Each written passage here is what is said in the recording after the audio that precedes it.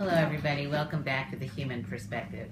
Today we're going to be interviewing Tari Hartman Squire, who I actually know for a number of decades as Tari Susan Hartman Squire. That's right. But she told me that Susan's no longer in.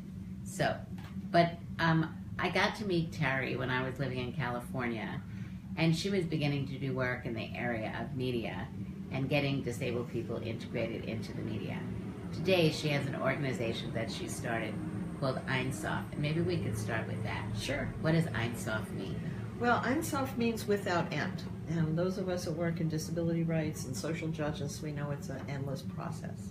So it means that everybody, I believe, has a responsibility to make the world a better place in whatever puzzle piece they have, and we're all working together to make that happen, whether it's on the public policy arena, or the education arena, or the international arena, or the media. That all of that dovetails together to tell a more authentic story about people with disabilities, told by people with disabilities. So you've been doing this work now for almost 40 years?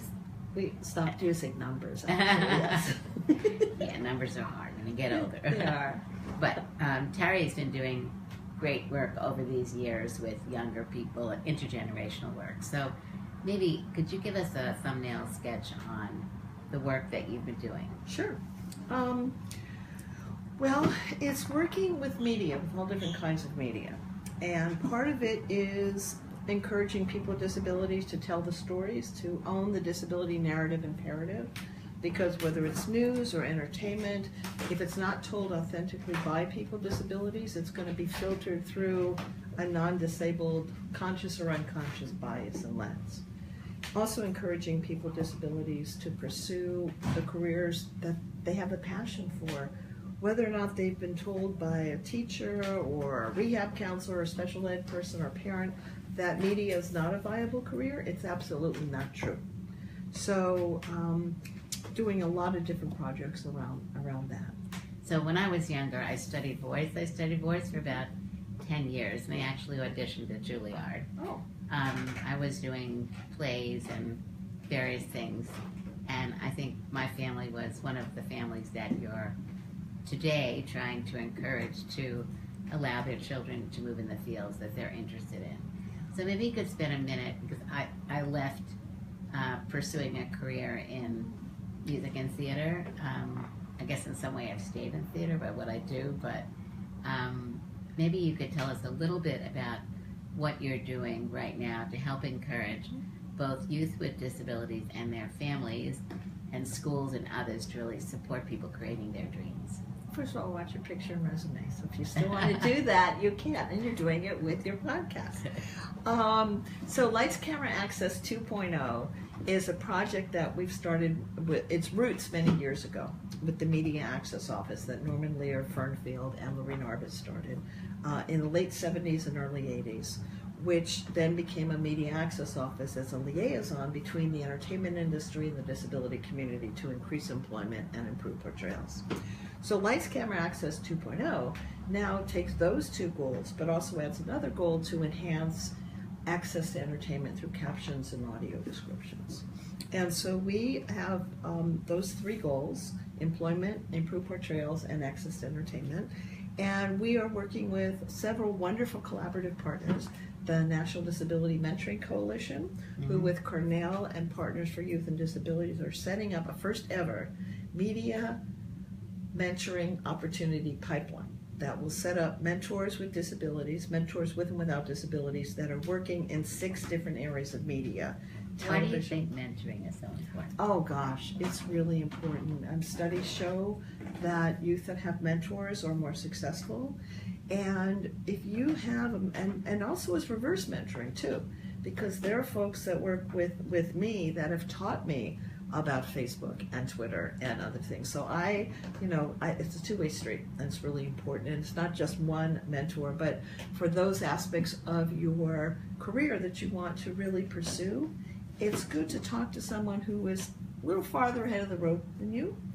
And we're finding that there are a lot of interest in youth with disabilities to pursue careers. I mean, traditional television, news, radio, advertising, but also social media. There's 400 colleges and I love universities this. that have degrees in video games. So imagine all those parents saying, you're wasting your time. Maybe you're not. Maybe that's what you can do, that next career aspect. So we're also working with the Deaf Film Camp, which is giving filmmaking skills to deaf youth. Inclusion Films Workshop, which works with individuals who are autistic or have attention issues or learning disabilities. The Easter Seals Disability Film Challenge, Meet the Biz, Inclusion the Arts. There's a lot of pipeline organizations that are disability specific and cross disability that are encouraging youth and people with disabilities and veterans to pursue careers. And then also working with the news media with Disbeat, which was set up by the ADA Legacy Project around 8825, so that reporters can have accurate, authentic news and sources that have disabilities. Why don't you give us an example of one or two people who've benefited from this myriad of programs that are in place now? There's an ad agency called BBDO. They actually, in New York, they actually did one of the very first commercials for people with disabilities. It was in the 70s, I think, when we were on the President's Committee together. And Bill Demby was a returning veteran, and he liked to play basketball on his artificial leg, which was made by DuPont. So they did that, which was one of the very first spots. They did the Wells Fargo spot with two moms adopting a deaf daughter. And they also did a Guinness wheelchair basketball spot, which was a couple of years ago. They are one of our sponsors of Lights, Camera, Access 2.0. We had two events last year, several events last year, but one at the White House, the Obama White House, and one at Gallaudet. And they met a woman from Gallaudet named Storm Smith.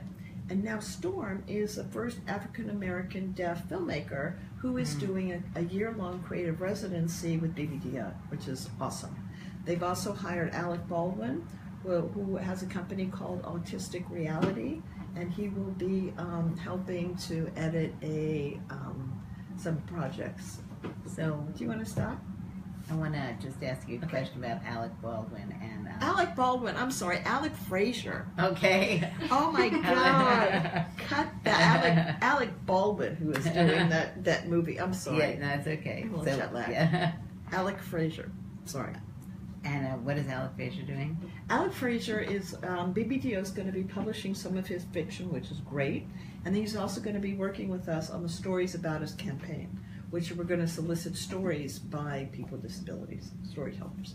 And the Rudiment Foundation has been involved. The Rudiment Foundation has been great. Last year, in July, they worked with Danny Woodburn, Who is? Mickey on Seinfeld, and he's now on The Bold and the Beautiful. It's a great actor. And Tina Kopich from the Rudiment Family Foundation. They did a white paper that found, which will not surprise anybody watching this, 95% of disabled characters are portrayed by non-disabled actors. And with Like 20%. Alec Baldwin. Like Alec Baldwin, that's right. In The Blind. In The Blind, right. And the list goes on. And so they did a white paper in July of last year. Then in November, they did a studio-wide roundtable, which brought the November research. of 2017. November of 2017. Mhm. No, 2016. Sorry. That's okay. They did a roundtable to bring that research into dialogue with studios, networks, casting directors, agents, and disability leaders. And then we took that research and dialogue and put it in the form of a TV challenge. So we challenged 151 pilots over 39 delivery platforms on broadcast, cable, and internet to audition and hire people with disabilities. Very simple, since there's over 4,000 performers with disabilities on Actors Access. And we just issued the results. CBS is the winner. They hired 11 of their shows performers with disabilities. And 20th Century Fox Studio auditioned for their pilots and series 14 out of 23 dramas and 9 out of 13 comedies, which is not great, but it's an excellent start. So we are doing these Lights, Camera, Access 2.0 summits with resume review, speed interviewing, flash mentoring in New York, in DC, and Hollywood, and we're expanding to Boston and Chicago next year. So we're very excited about that. So it's amazing, but we're finished our 10 minutes right now. Gosh. So I'm really glad that Tari was able to join us today. And clearly, like in most of our interviews, we will continue by interviewing other people to continue to get information in this area. I would just like to say that having started out in the area of theater and music in the 1960s, while the progress that we would like to have made clearly is not where we are wanting to be yet, I think it's very exciting. I just spent 2 hours talking to Tari about her background. It is really very exciting to see some of the progress that's been made. So let me just say on behalf of Tari and myself, for those of you who are interested in pursuing a career in media, please do not let your disability be something which holds you back. And for those of you who are parents, encourage your kids, because if that's their passion, that's their passion. And there's a community of people and peers who support them.